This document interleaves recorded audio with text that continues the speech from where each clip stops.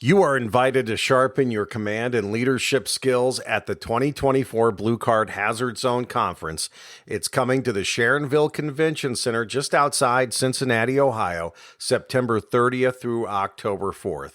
It is 5 full days of command education and training at this year's Hazard Zone Conference. We have 21 instructors, networking opportunities, and this is a place to become a better incident commander. Register now at hazardzonebc.com. We'll see you there. Oh,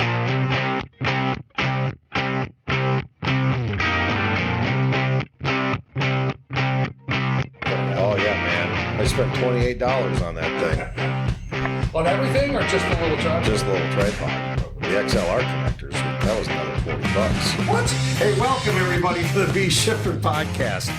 Grant's going to derail me because I went to Best Buy and bought some supplies for today. I want to welcome you today, John Vance, along with Steve Lester and Grant Light. And we are in Charlottesville, Virginia. We're here doing a Blue Card Train the Trainer, so we've been here all week and recording some podcasts, and it's been an awesome week with you guys. I've really enjoyed it. How are you guys doing today? Very good. Yeah, great. It was a good day at class today. It was a really good day. Yeah, I felt it was too. A really great group here. You know, this is an old city. As we said in the last time, it's where Dave Matthews is from. So we got to check out the bar that he started playing in. He wasn't there. Of course, yeah. We asked the question, when's Dave Matthews playing? She said, every Monday. They happen to be closed every Monday. So I don't think we're going to see Dave Matthews while we're here. Hey, we want to remind everybody once again, as we always have, about the Hazard Zone Conference. It kicks off on the pre-conference on September 30th, and then we have October 3rd and 4th, the General Conference. It's in Sharonville, Ohio, at the Sharonville Convention Center. We have spots today. As of now, I think we're going to have around 120 spots left, and they're going quick. So get registered.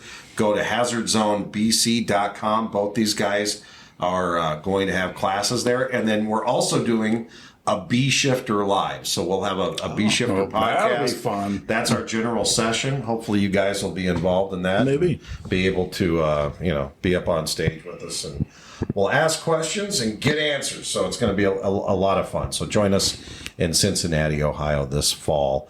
hazardzonebc.com. So today's topic, we want to talk about training on all 3 levels. And when we start talking about training on all 3 levels, we're talking about task, tactical, and strategic. And we're always telling folks you need to integrate Blue Card into every level of training within your department. And if that's the case, I wanted to get some perspectives from you two, because Steve, as a division chief of training, and then Grant, who led a company of, I'm going to call them hot shots, because they'd be glad to hear that. They were when you're on a rescue company in a city like Cincinnati, you are an elite firefighter. So how you do that, and then some of the training you also go out and provide at the task level, and some of the tactical level training that you're giving as well. So, to start off with, how do you as a division chief of training try to weave Blue Card into your training on a regular basis? Well, we start that out at the academy level. When folks come in right off the street into the fire academy, we start indoctrinating that into our training. When we do hose advancement or ventilation type training or anything like that, we always try to incorporate with our young recruits. Hey, make sure that you receive the order from your officer to do that, and your officer is going to be receiving that from command, and that'll be in the form of a task location objective, or TLO, as we like to teach. So we incorporate that on a regular basis in all of our classroom instruction, as well as out on the training ground. When we do simulations like forcible entry doors or our ventilation simulator or anything like that. How do you incorporate the other chiefs into that? Because that's one of the missing pieces that we see at a lot of departments, where the crews will train, and we also get some company officer training. But how do we get the chief training, even on the recruit level? Oh, wow, that's a good question. Well, I think if you're going to get battalion chiefs from the field to come in and participate in recruit training, you're going to have to require it, which is unfortunate, but that is something we have to do. I know we typically don't do that in my organization, but it would be nice if we did. I think that would really, really help things out. It would give the recruit a good perspective of the leadership of our department. What about just ongoing training? How do you incorporate the strategic level? Continuing education? We incorporate the battalion chiefs or our incident commanders basically in our company drills or our multi-company drills that we do. Prior to the past 12 months, at my agency, we used to do a spring drill and a fall drill where we would have companies come down, we would give them a scenario, and then the on-duty battalion chief was involved in that scenario and would run command and would run a hot wash or whatever needed to be done after that. This of course, the drill would be preloaded. They would kind of know what to expect. Then they would perform the drill, and then they would do a critique afterwards. You guys are both from larger systems, way bigger systems than I'm from. And I think what I'm seeing at my level a lot of times is chiefs that never train with the tactical and task level, but yet then they show up to big incidents or even regular incidents, try to take command, and they are out of the loop. They are completely on a different page than everybody else. The captains are doing a great job, but if it's a system without battalion chiefs, like some small 2-3 station departments that haven't begun to staff battalion chief positions, and there's a lot of those departments out there, guys. Those staff chiefs don't participate in training. And I know there's only so many hours in the day, and I'm not trying to shame them into training because although I kind of am, but because they have a lot of other important things to do. I mean, you're providing for getting the funding for your organization and providing all the administrative support, but and because a lot of times out of necessity, they are the ones responding to the calls. And I the one of the reasons I bring it up is because in my region, which out of however many cities there are, 740 or whatever, there were only like 6 or 7 cities at one time with battalion chiefs. And now that's flipping. Now people are adding battalion chiefs because those staff level officers, number one, don't have the time to do it. They also see that there's a strategic advantage by getting a chief there faster, and we identify that with Blue Card. We want that in the first 6 to 7 minutes after the first arrival. So now that is happening. And it might be one of those things to further justify having that battalion chief position. So that's kind of the perspective I was asking that. I find it interesting when you say, I mean, I totally understand what you're talking about, that they have another level that they have to worry about, that a person on the line doesn't have to worry about, and that's funding and all that stuff. But if in the end, or even in, I don't want to say the end, but if their real job is that they are going to respond and run a fire, and they're not up on that, that's the most dangerous thing we do, right? That's the IDLH, intermittently dangerous to life and health. So yes, they need to be good at getting the money and dealing with the council members and all that. But if they're not good at the one thing that they really need to be good at, which is keeping their people safe, that's kind of a sad state of affairs. And I think that speaks to the credibility of the Blue Card IC certification program. I mean, if a department requires its BCs or just its incident commanders, whatever rank that is, to be Blue Card certified, then they're required to do continuing education in order to maintain that certification. Right. So while that may not be optimal as far as training, because we want them to do more training than what's just required to be recertified, at least there's something there. In order to maintain that certification, they have to do, whether it's computer CEs and interact with the online modules, or going to do some CE credit, whether it's a Blue Card workshop or just doing some CEs at their local command training center, but even so, I guess what I'm saying is a sort of that shows how good certification can be for a department. Right, because at least then there's some criteria to keep things up.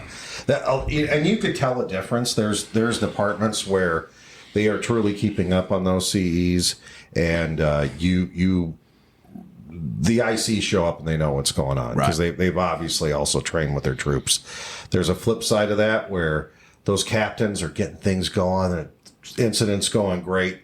The chief shows up and it's the old chaos. Chief has arrived on scene, and it goes to crap because that chief does not train with the troops, and it's painfully obvious when they show up. And I've even said to a couple of chiefs before, maybe it'd be better if you didn't go and just let a neighboring department with a battalion chief or chiefs that do train take the incident. I mean, as hard as that is, for egos to hear, if you don't have time to keep your skills up on that operational level because your administration stuff is so busy, maybe you shouldn't be going on calls. But I know that's easier said than done. And I give some props to the Charlottesville Fire Department. I mean, here this week, these guys have been on it. Oh, yeah. It is very obvious that they train. They train for incident command on a regular basis. Yeah.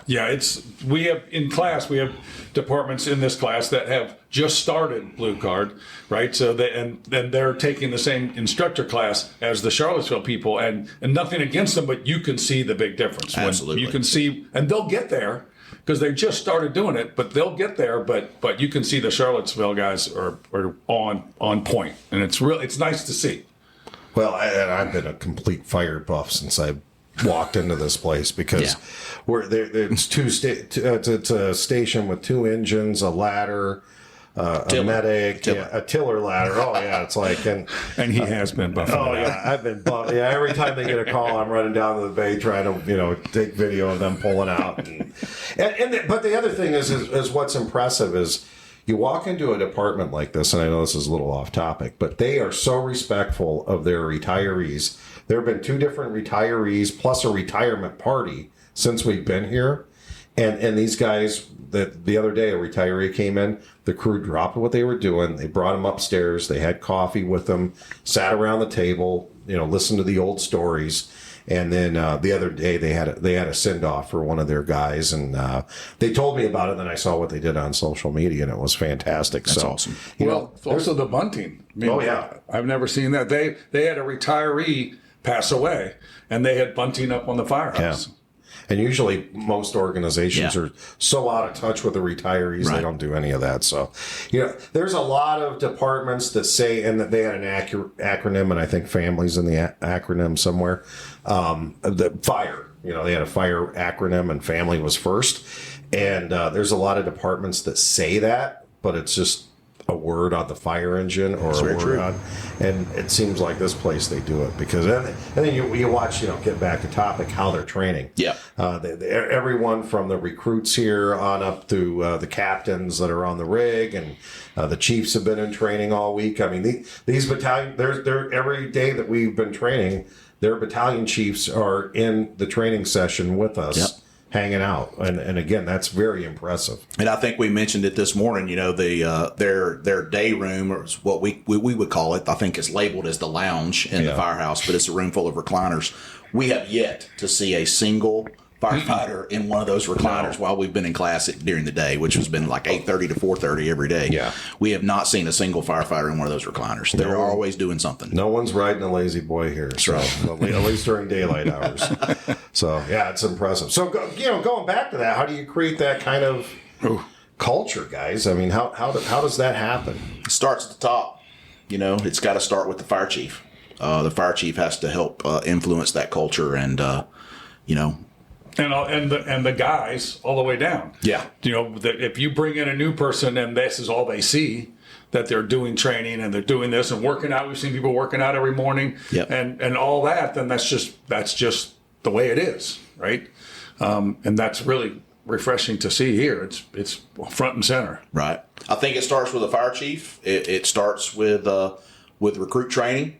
From my perspective as the chief of training for my agency, you have to set that expectation as soon as they come in the door that, hey, this is, there's never an end to the journey. The journey is continuous all the way till the day you walk out the door, right? Into retirement, and you have to set that culture from the very beginning. If you don't, I mean, then we know what results from that. And we always used to say, if you're done training, then it's time to retire. Yeah. If you know it all, it's time to leave.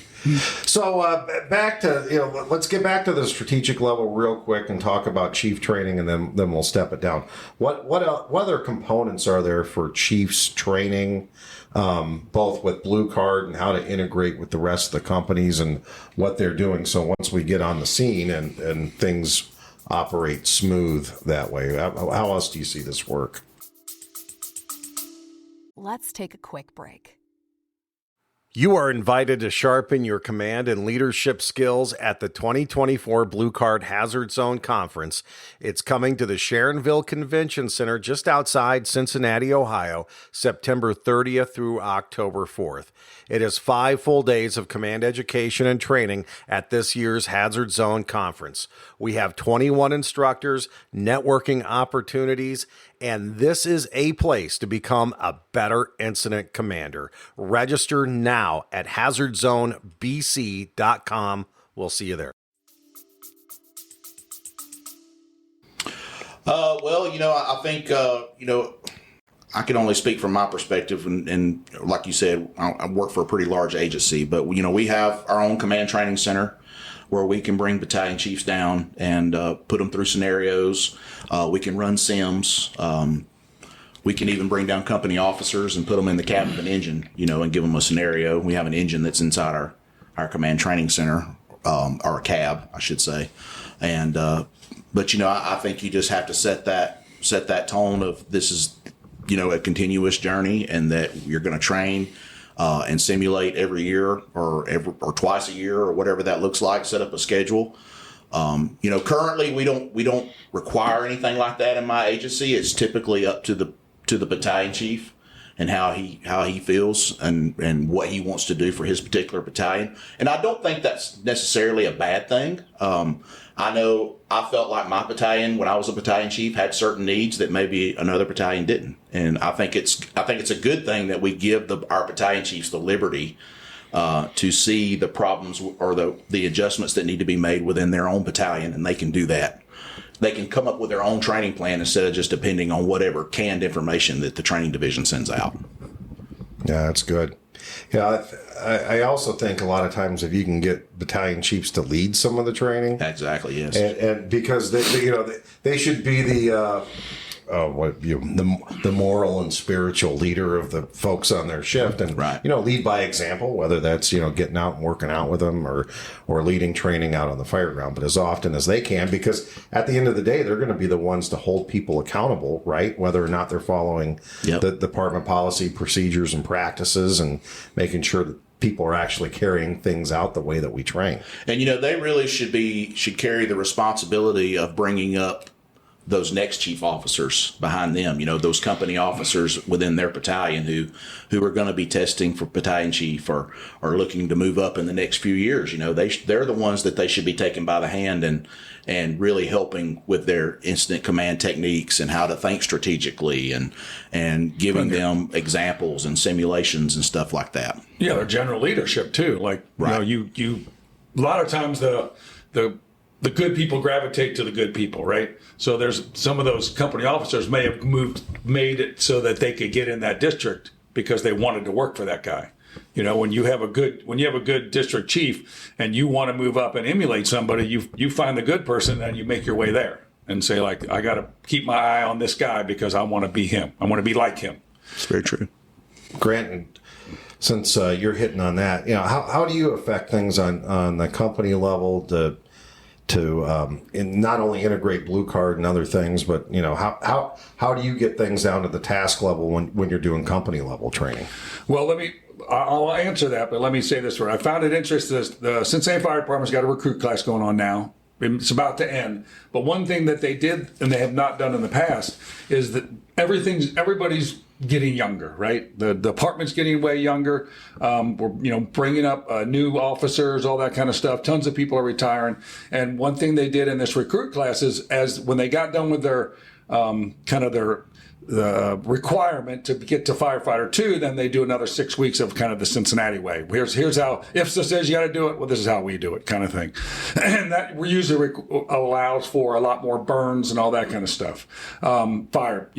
Practice fires. And so they have brought down company officers to be in charge of a company of recruits at all these burns. So they're getting those company officers who are newer and, who knows how much experience they had, right? Everybody's experience is getting less and less. There's less and less fires, but they're giving them the opportunity to be in charge of that group of recruits and then run them through the fire scenarios they're doing. And I heard that the other day from a friend of mine who was down helping out doing the recruit stuff. And I thought, that's a great idea.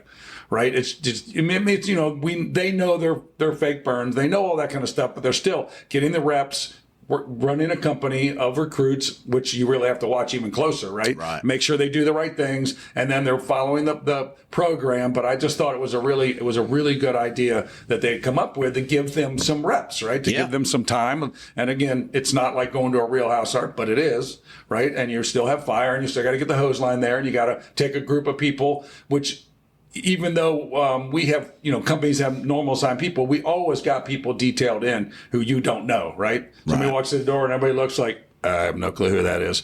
But they're on the fire department. They're just usually on another unit, on another company. And so you learn to be good at bringing them up to speed. And I just thought that was a really good idea that they came up with to help out the younger officers they have to make them better. Yeah, that's great. We don't do practical exercises like that, but we have certain requirements for promotion. We have in-house classes that people have to attend that are all about leadership development and that whole tactical task or whole tactical and strategical level. Like even starting at the engineer's rank, when you go to be promoted to engineer, you take a class called acting officer in charge. It's an in-house department class, and that kind of starts that journey into managing a company. And then when you want to make lieutenant, you have to come back and take fire officer 1 and fire instructor 1. Both of those are NPQ and certifications. And then from lieutenant to captain goes fire officer 2 and instructor 2. So when we just kind of keep building, we're hoping to even have some classes that we could require between captain and battalion chief, hopefully. But that's, just kind of we call it our career development and program. That's a great. Yeah. So I think so often people expect officers just to get their training through osmosis and just by being around other officers. And I'm not just talking about blue card. I mean, I think that's an essential piece of this, but everything else that happens on the department, we're talking to Frank Lieb a few weeks ago, and he's talking about if you're going to be a lieutenant, it's 6 weeks of training. You're off the line, and you get 6 weeks of training. If you're going to be a captain, you're off the line. You get 6 more weeks of training. When you go to battalion chief, 6 more weeks of training, and I believe district chief was another 6 weeks of training. So they're preparing you for every step along the way. They have a lot of policies and procedures at the FDNY that I'm sure are very unique to them. Right. It's a very unique city, very unique place.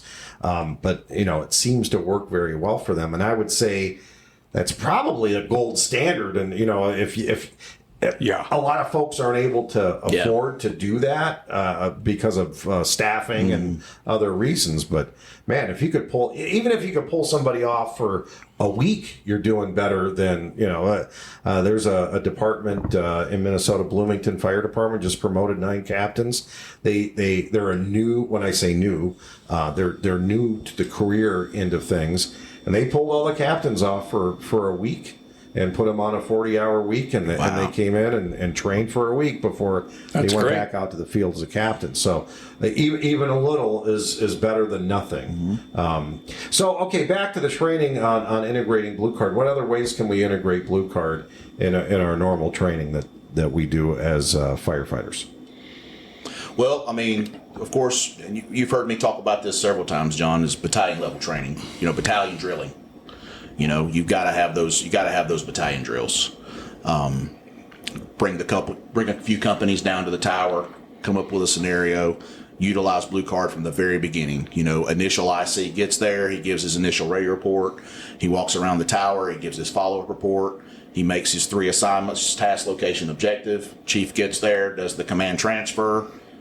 everything right down. You can even integrate strategic shifts. You can integrate maydays into that drilling, whatever that looks like. I think that has to be done minimum of twice a year. Minimum.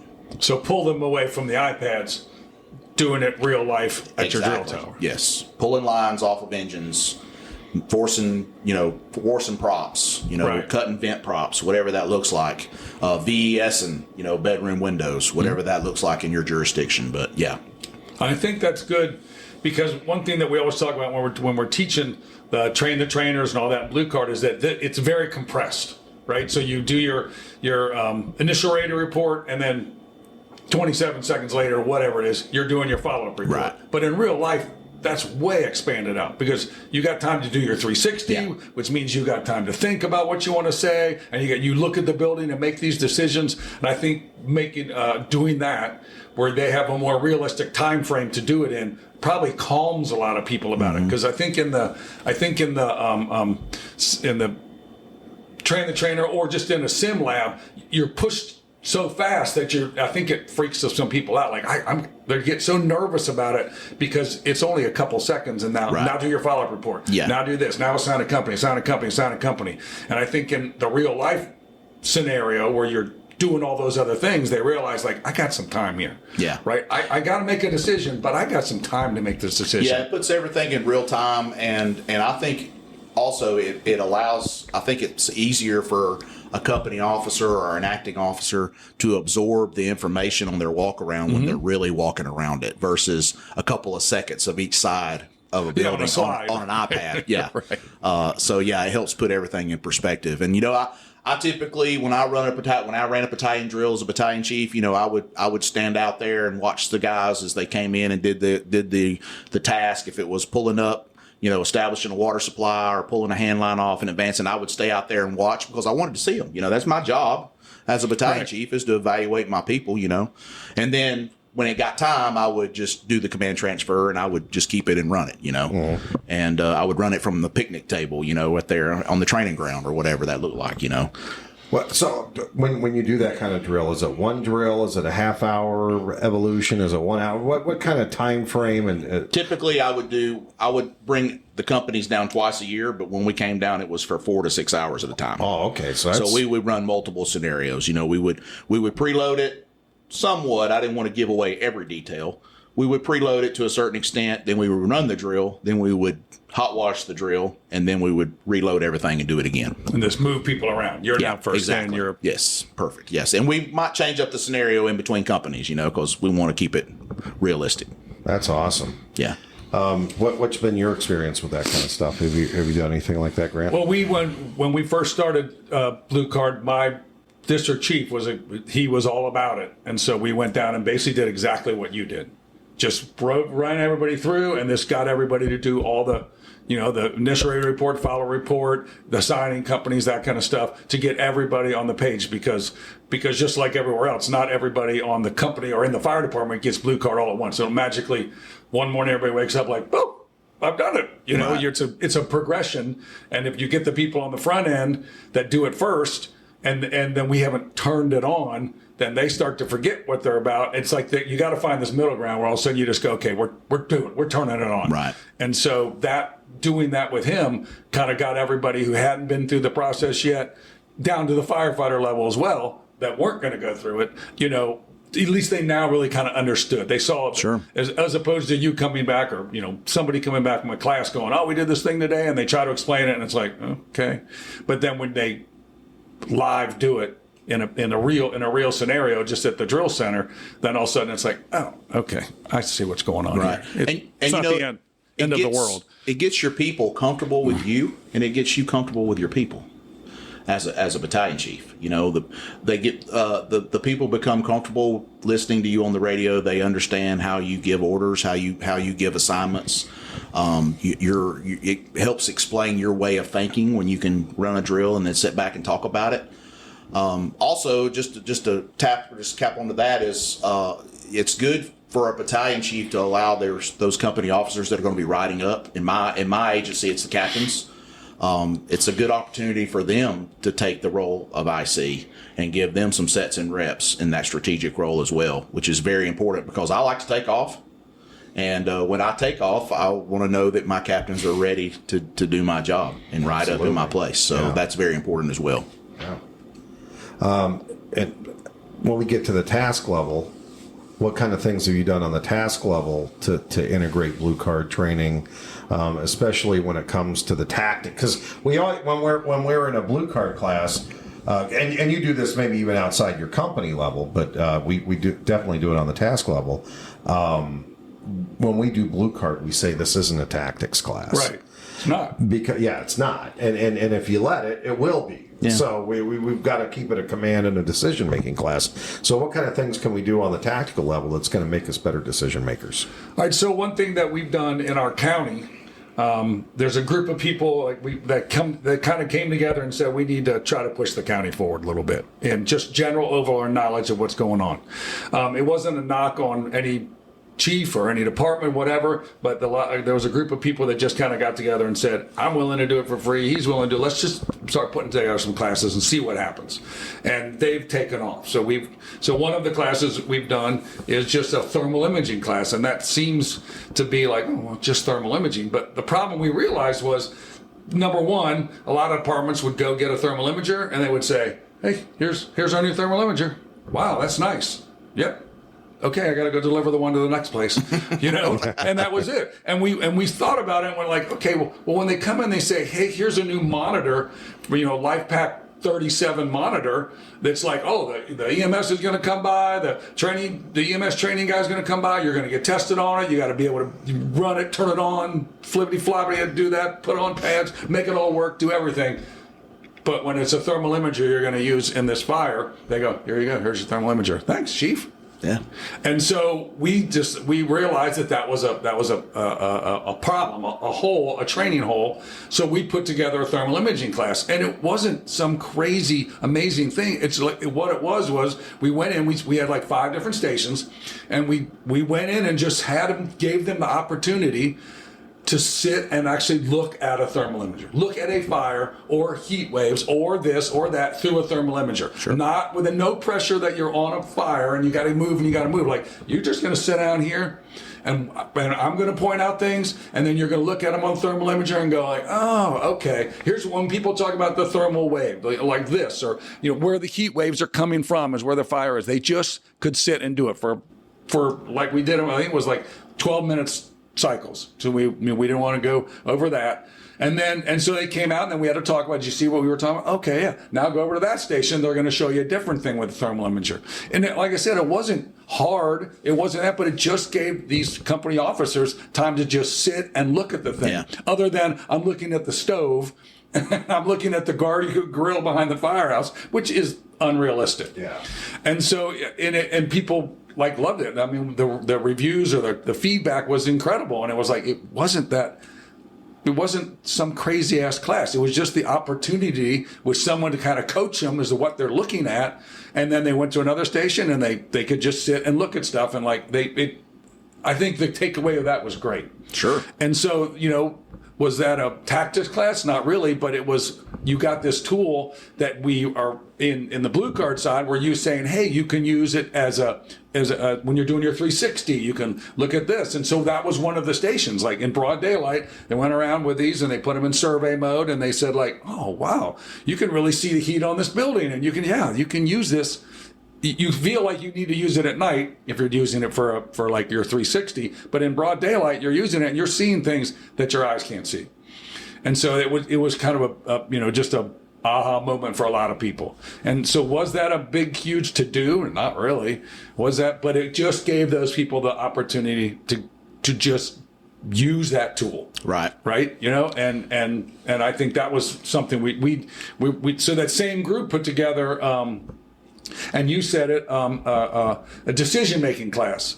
And so that really went over well because we basically, that was the other end of the stick because that was a lot of work because we had to make these scenarios. And basically the scenario, there was always a big lead in, and then there was a scenario that they had to work their way through. And there was always somewhere in that scenario, just an oddball left turn. And so what were they going to decide to do is really, it just put them in a position where they had to make a decision. We're not saying it was, you could make the right or the wrong decision. We all had an idea of what we thought was the right decision, but we didn't yell at them. We didn't say you were stupid. You should have done this. When it was over, they worked their way through the problem, and then we would just take them aside. No one else there. This was all like one-on-one, not like in front of anybody. Like, hey, why did you do this? Why did you do that? Could you have thought this might have been a better way to go? Because did you think about this choice? And it was like, I never thought of that. Well, here's why this might have been a better choice.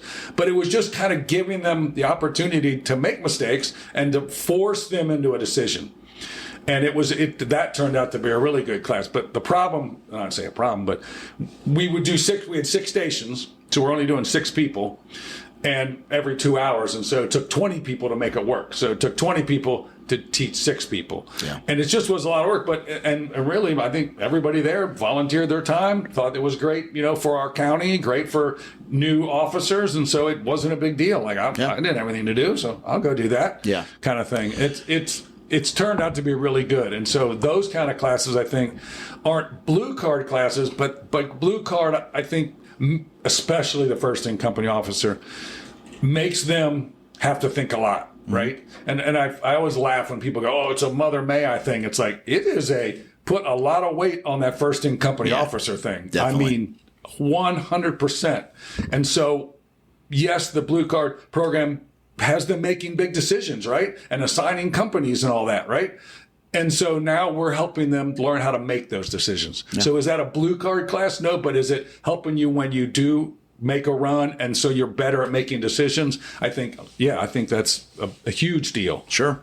And, I'll just tag on to that. I think exactly what Grant's talking about, with the hands-on training and stuff. I think that right there goes to show you, like, you look at the participation level and the desire for hands-on training. Look at the blossoming of these micro conferences that have occurred all over the country. I've been involved in the Metro Atlanta Firefighters Conference, or MAFC. I've been involved with that for almost 10 years now. And, our hands-on training portion that we do for that little conference it sells out every year. Guys are starving for practical training out there. And I thought it was a good testament last year when we brought back the Hazard Zone Conference. I'm not sure exactly what the attendance was. I'm sure you probably know, 500. John. Yeah. I mean, that right there goes to show you as well that people are starving for command training as well. Yeah. And we're heading towards 7. I think it's going to be, if it was a micro conference, it's not going to be micro for long. Well, I think the term micro conference is pretty much everything but FDIC. Yeah, true. Yeah, and any conference is good to go out and get good ideas or new ideas and expose yourself to stuff. But those hands-on opportunities, because in communities it's harder and harder. I know where I live, where we used to be able to acquire structures and do burns and stuff. Between being NFPA compliant and EPA compliant, and then the city always has some, requirements and stuff. It's harder and harder. We participate in a regional burn facility, but we've got to have coverage, and because it's not in our city, we can't burn in our city. So any opportunity, I think, to get hands-on and stretch lines and actually put water on real fire. Staffing levels play huge into that all over the country. Yeah. We're all suffering from decreased staffing and those types of issues, and we can't just allow guys to come off the apparatus for 8 hours and go take a training class. Because we got to have unfortunately we got to have butts in the seats.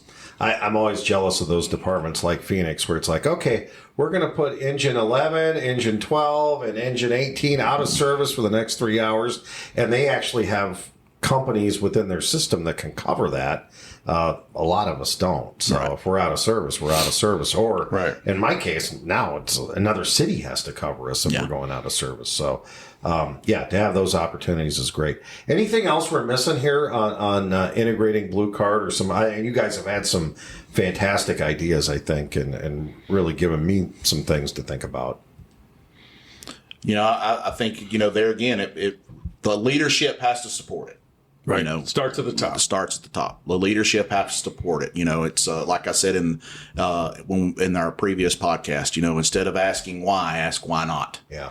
You know, that's where it starts. You know, the fire chief's got to support his staff. His staff has to support the battalion chiefs. The battalion chiefs have to support their officers, and the officers have to support the firefighters all the way down. You know, and it's just a top-down type of situation where, you know, if the support's not there, then it's going to be hard to make it happen. It falls off. Yeah. Yeah, I think it's interesting. You say the micro conferences and just about anything that I know people, friends of mine are working on, being a part of a training thing, they always seem like they're full. They're always, and I think there's a lot of, oh, those new people don't like to do this, and those new guys don't like to do this, and is that just grumpy old fireman guys saying that? Because it seems like when I deal with these new people, they're out at getting training and they're out getting involved and they're out doing stuff. They may have a different way of doing it, and you know, sometimes you might say put the phone down, but you got to say that to old people too. Everybody's playing with their phones. You know, it's nothing. It's Right. not. It's universal. But I think the desire of these people to want to learn, right, to go out there and seek out training and find it, I think it's great. I think there's, you know, some people think there's no hope for the fire service. Oh, it's tons of hope out there. It's gonna roll along. It's gonna be just fine, right? Absolutely. They may be better than us. I hope they are. Absolutely.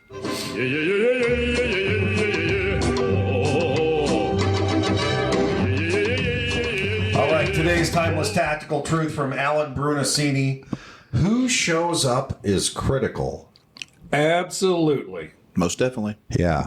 So we're talking today about preparing people to show up and do a good job. And who's responsible for making sure that people who are prepared in these critical roles show up? Well, when it comes to the first due, it's the company officer who's responsible. It's the company officer who's responsible to make sure that his firefighters are well trained at the task level and can get the job done.